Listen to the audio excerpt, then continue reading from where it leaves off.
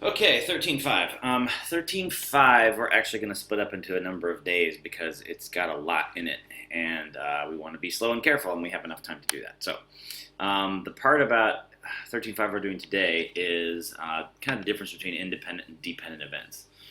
There's a little bit in there about compound events, but that isn't such a big deal. It's the dependent and independent that you have to really think about. And learning these terms is going to be important because there'll be lots of times when I need to give you feedback or your teacher needs to give you feedback about what you did wrong about a problem, and we'll be saying things like, oh, you counted those as dependent events and they're really independent or something like that. Compound, all that means is, and it's explained here, compound just means you have one thing happen and then another thing happen. And we've done a little bit of that so far. That's what was kind of the main reason why we used the tree diagrams. So that's kind of old news, but that's a thing. It's got different implications now when we talk about a dependent versus an independent probability situation. Okay, here's just another hint moving forward. When you use the word and, like in a compound event, if we're going to say this word and, I know you never really think about the word and very closely and about what exact words you're using that are that small, but anyway, and generally means we're going to multiply, whereas or generally means we're going to add. And we have done that a little bit so far. Like, this is pretty good. For instance, the probability of rolling 2 6s in 2 rolls of dice. So you're going to roll both dice at the same time. The favorable probability we're looking for is rolling a 6 on one die and, the important word, rolling a 6 on the other one. So if you wanted to compute those two probabilities and kind of combine them, you'd have to multiply them. If it was rolling a 6 on one die or rolling a 6 on, or I guess a 4 on the other die, you would add up all those possibilities the way it could happen for either one of those things. So that's more of a combining that would involve addition.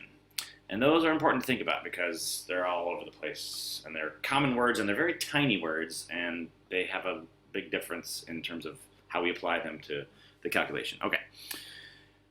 So here's this thing about independent and dependent. This blue sentence is probably the best. Events are independent when the outcomes of a subsequent event are unaffected by the previous event. Independent is actually a good word for what this really stands for. If you're going to toss two coins, the way the first coin comes out has nothing to do with the way the second coin comes out. It doesn't affect the future coin's probability. There are things that are dependent in life, but there's a lot of things that are independent, and it has vast implications in terms of how we calculate the probability. Yes, okay. If you have a bag containing 2 marbles, whoops, whoa, what's going on here? Sorry about that. If you have a bag containing marbles and you take one out, and it's about the colors of the marbles in there. Once you've taken one out, you've changed the probability of what's left in the bag and what can come out next.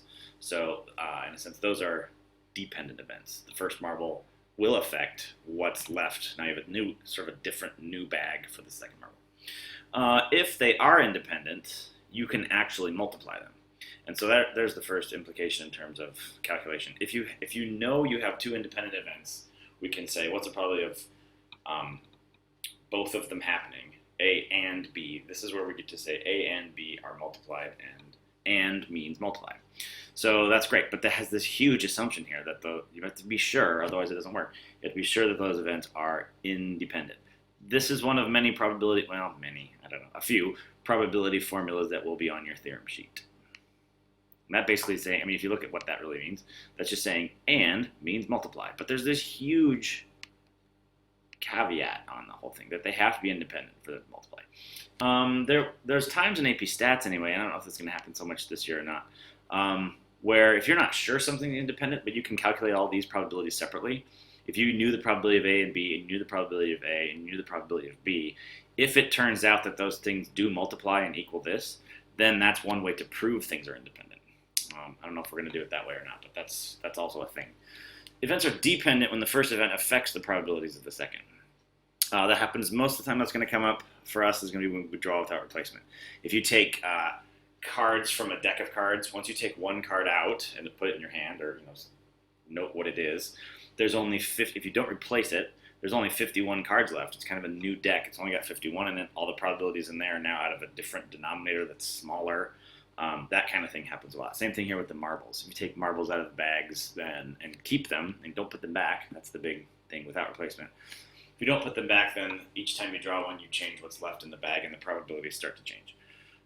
So this, you'll see this term a lot too, with replacement and without replacement. Without replacement is where the probabilities do change. If it's with replacement, you draw a marble out of the bag, you look and see what color it is, you write it down, you put it back in the bag, and then you draw another marble, then that's the same bag each time, and those are now independent events. It's dependent when you have without replacements. Okay.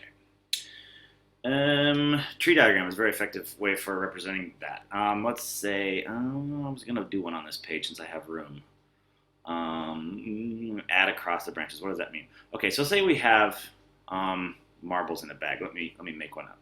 All right, so suppose, I know you don't have this on your sheet, but suppose we had a bag where you've got these marbles, three red, 2 yellow, and blue. So you have 6 marbles in the bag, and I'm going to draw a tree diagram to represent what the sample space of what it would be like to draw 2 without replacement. I made this kind of big. Maybe I shouldn't. By big, I mean 6 possibilities is kind of a lot. All right, so from the starting point here, we have 6 ways that first thing could turn out. And then for the second marble, if you figure out it's sort of without replacement, then I know the second marble, if I draw that first one and it's red, there's only 5 left. Whoa, can I draw this one? There's only 5 left in the bag. And the 5 left in the bag for this one look different than the 5 left in the bag if I did this one. This would be the other 2 reds, so red, red, but then one of the reds is gone, so that's not a possibility. And it would be yellow, yellow, blue left. Oh gosh, this is small. And if I do the blue out, for example, and I should draw all these if I was going to draw the complete sample space. If I drew a blue out, then what's left is red, red, red, yellow, yellow, and that, of course, is different.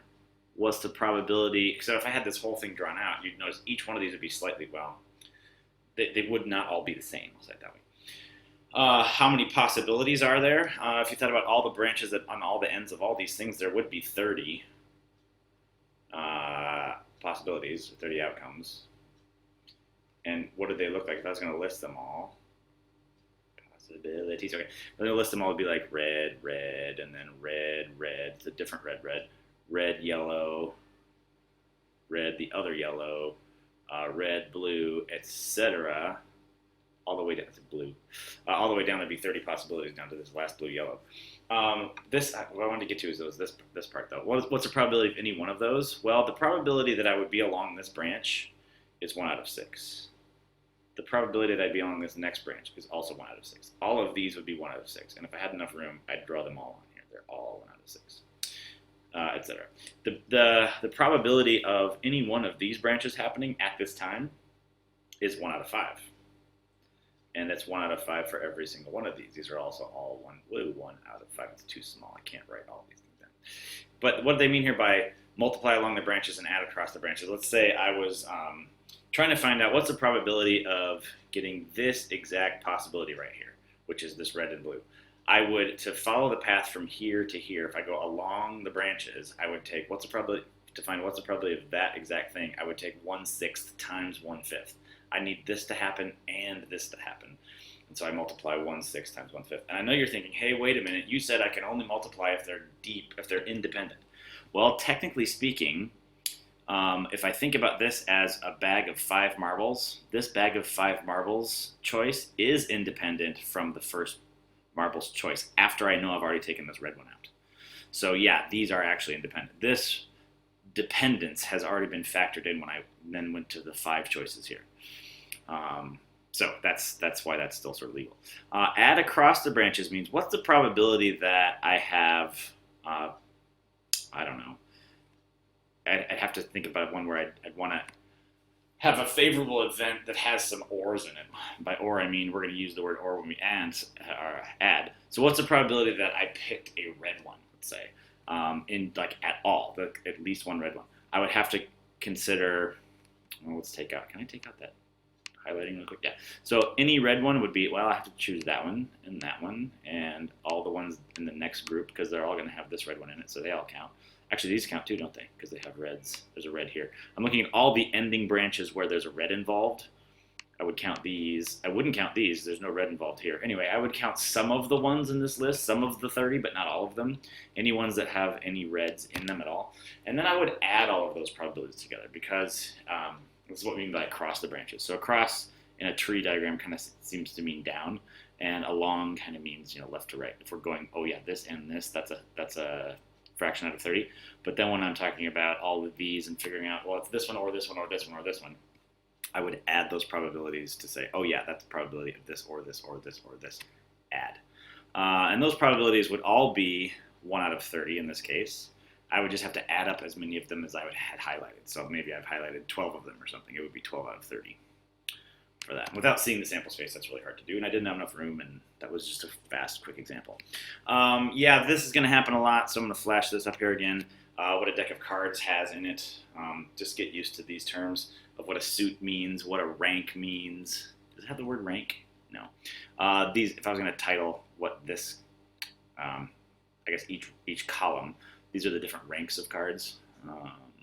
Yeah, so there's 4 suits, 13 ranks, face cards, aces. Come back to that page if you need to see it. All right, so you're going to look at this and go, wait a minute, I think we've already done this. Well, yeah, we've already done this. But this is to get you thinking about this versus the next few things that come up. This one, if you think independent or dependent, this one is completely independent. You toss a coin 3 times. They have nothing to do with it. They don't affect each other at all. Let me flash up the sample space quickly because that will help a lot and it's not long. Okay, there it is. You should be used to seeing that by now. All right, so what's the probability that tails showed every time? That would have to be this third one here, or this bottom one where it's all just tails. What's the probability that no tails showed? Well, it's this or this. Whoa, sorry, it's just that one. No tails, it has to be the top one. That's right. None at all. Okay, those are independent of each other. So I could think of this as the same kind of stuff we were doing before that. All right, here we go without replacement. Why is there 1 parentheses there? Probably supposed to be 1 here too. Fine, probably all 3 were spades. Okay, so this would be crazy to draw a tree diagram for. I would start off with 52 branches, and then in the next stage, each one of those 52 ending points would have 51 branches coming out of it. So it's just insane to try to draw a tree diagram for this. What's the probability that all were spades? I would need spade and spade and spade. So let's do that. Spade and a spade. Spade and spade. Why is that important to think about? Because it's these ands in here. To get spade and spade and spade. Okay, so this is the first card, this is the second card, this is the third card. Probably the first card being a spade is 13 out of 52. Now think about the dependent event here. And means times. What's the next, what's the deck look like now that this has already happened? So assuming this has happened, that you've gotten one of those 13 cards in your hand out of the 52. The next fraction here, first of all, there's only 51 possibilities. But you also got to think about this. How many of those are spades now? Well, I've taken 1 out, so there's only, you know, I'm sort of on the branch of that tree diagram where I've already taken a spade out. So in that subsequent branch of 51 cards, there's only 12 spades in that deck. And so on. This is going to be 11 out of 50. This is a huge calculation, actually, to try to do all that stuff at once. I will cheat and do it on the calculator. And if I reduce it, I get 11 out of 850. Okay. All 3 were aces. Same kind of thing. We start out with, there's 4 aces out of 52 cards. If I did that successfully, then there might be 3. There would be 3 left in the remaining subsequent branch in the tree diagram, and so on. Calculator. And that's 1 over 55, 25. It's a really small possibility. 3 of a kind out of 3 cards, that's crazy. And not only that, they have to be aces. And none were face cards. Well, how many are successfully not face cards out of 52 cards? You might have to go back to this. How many are not face cards? Well, it's all of them but these 12. So that means there must be 40 here. Yeah, 10 in each set, and there's 4 or it's each suit. So that's 40. Then out of those remaining 51, I have to pick one of the remaining 39 non-face cards. And then there's 38 non-face cards left out of 50. Running out of time. All right, I'm going to have to do this in 2 parts, which I kind of... Oh, I forgot the number already. 38 out of 85. 38 didn't reduce at all, did it? Okay, great. Part 2 will be short, I promise.